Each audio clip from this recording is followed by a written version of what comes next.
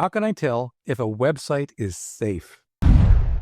Hi everyone, Leo Notenboom here for askleo.com. Here's an example question.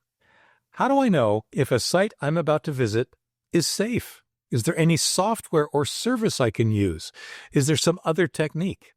The short answer here is that, of course, no, there's no simple solution to this problem. There's no single service or tool you can rely on to keep you completely safe.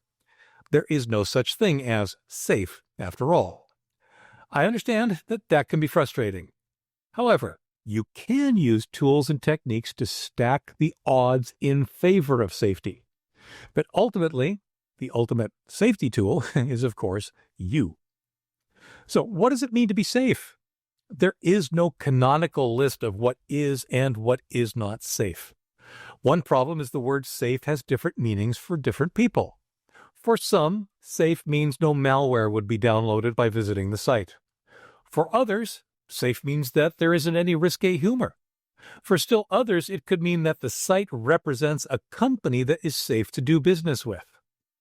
There are probably as many definitions of what it means to be safe as there are people answering the question.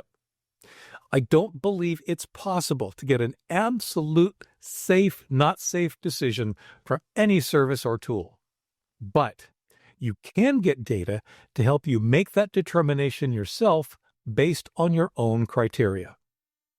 Online services rating websites' credibility are one of my first stops when faced with an unknown or questionable link. There are three that come to mind: VirusTotal, Norton Safe Web, and Web of Trust. Let's look at each one. VirusTotal, now owned by Google, is usually thought of as a site where you could upload suspected malware and have multiple security scanners analyze it.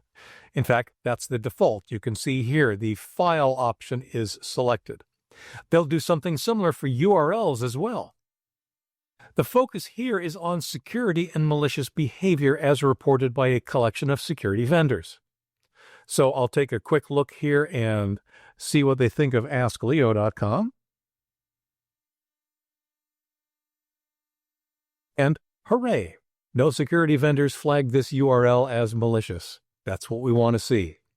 Of particular interest to me, however, is this details page, which actually can show you a lot of interesting information about the website, what it's got, how it's tracking, and that kind of thing. So besides being run against all of these different security tools, it's also showing you a fair amount of detail about what the site is. And of course, there is a community tab. There's no comments here on askleo.com specifically, but if there were, that too can be another useful source of information. Next up, Norton Safe Web. Again, Norton's been around, well, forever. If I want to take a look at askleo.com, you can see that Norton thinks I'm safe. Now, Norton is it's unclear what exactly Norton Safe Web has analyzed really means. Its results, for example, are not included in those of VirusTotal. But you'll see a community rating section down here, which can be useful. And in fact, so far, I have one rating here out at Norton Safe Web. The third tool I want to talk about is Web of Trust. Again, askleo.com. Now, the problem with Web of Trust is that it became very controversial many years ago when it was discovered that they were selling the data collected by their toolbar. The solution is simple. You don't need to use their toolbar. If they offer it, don't. The online service, however, like the previous two, does remain a valuable source of data. This information is primarily crowdsourced. It's generated from internet users, not from some central authority. This will tell you if others have found the site to be safe and trustworthy or not. You don't need to register, sign in, or download the extension, even though it might be offered. So let's talk a minute about crowdsourcing, because there's a component of that to each of these three options to varying degrees. There's value to crowdsourced information, but there's also some concern. Anyone can post anything. That means that crowdsourced information can be abused. usually in one of two ways. Malicious sites can post positive reviews of themselves. They can hire people to post fake, glowing reviews to make themselves appear safe, when in fact they are not. The opposite side is that an individual who feels somehow wronged by or disagrees with a site can also post a malicious or fake review, disparaging the site when in fact the site would have been considered safe by most. Now, there are processes to minimize this kind of activity, but heck, like a spam filter, it's impossible to be 100% accurate. Thus, view all of the information on crowdsourced review sites with a skeptical eye. It's not authoritative, but it can be valuable additional data.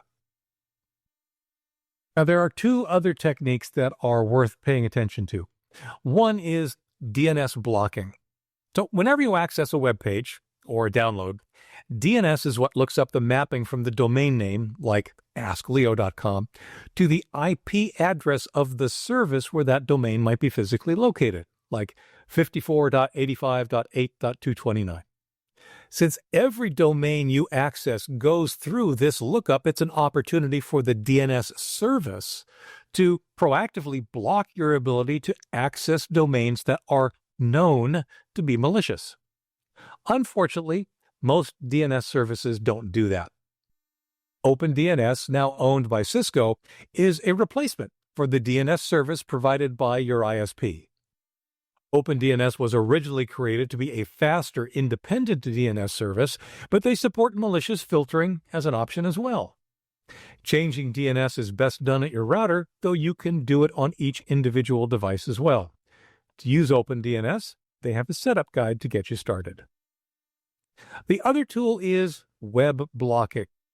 Many anti-malware scanners and security suites include malicious website detection as part of the service they provide. The quality and intrusiveness of this detection varies based on many things, including not only the specific security package you run, but the browser you use as well as the other aspects of your system. I don't have a specific recommendation for this one feature. However, I will tell you that the security package I recommend, Windows-owned built-in Windows Security, does include what's called the Smart Screen filter. If we take a look at app and browser control and then look under reputation-based protection, you'll see that there are a couple of options that will allow Microsoft Defender to protect your device by checking for unrecognized apps, and Smart Screen for Microsoft Edge will do a lot of the same reputation-based, is this a safe place you're about to go to, type of scam. Now, a final class of tools for assessing website safety are toolbars and add-ons to whatever browser you happen to use. One example that I actually use myself is uBlock Origin. It's a browser plugin that most people think of as a pop-up or ad blocker. As it turns out, it also blocks many malicious or questionable sites. I've been running it for a while and actually considered a fine addition to the toolset. So, answering the question, how can you tell if a website is safe? Ultimately, you can't. Not with 100% certainty anyway. What I've listed here are the tools and techniques you can use to gather information or perhaps at least avoid the most obviously malicious sites. But remember, some risk always remains. What I can say is this: give these tools and techniques a try, but take that information with a grain of salt. Use it as a part of your own decision-making process. Read and understand reviews and see if they are fair and make sense. Know that your blocking solutions may not block every malicious site, and continue to view every link cautiously. You are the ultimate safety net. One of the best things you can do as you surf the web is to be skeptical. Don't believe everything you read or every promise or offer made. If it sounds too good to be true, chances are it's not true. That goes for the links people send to you. It goes for the information people post on crowdsourced information sites. Heck, it even goes for what you read here on Ask Leo. I'm guessing you already have a sense of what's good or bad. Use common sense and listen to your gut. Use tools like VirusTotal, Safe Web, or Web of Trust to gather additional data if you're not sure, or even just plain old web searches for more information. Remember, if it's not worth your time to do the extra checking, it's almost certainly not worth the risk of visiting an unfamiliar site. For updates, for comments, for links related to this topic and more, visit askleo.com/29503. I'm Leo Notenboom, and this is askleo.com. Thanks for watching.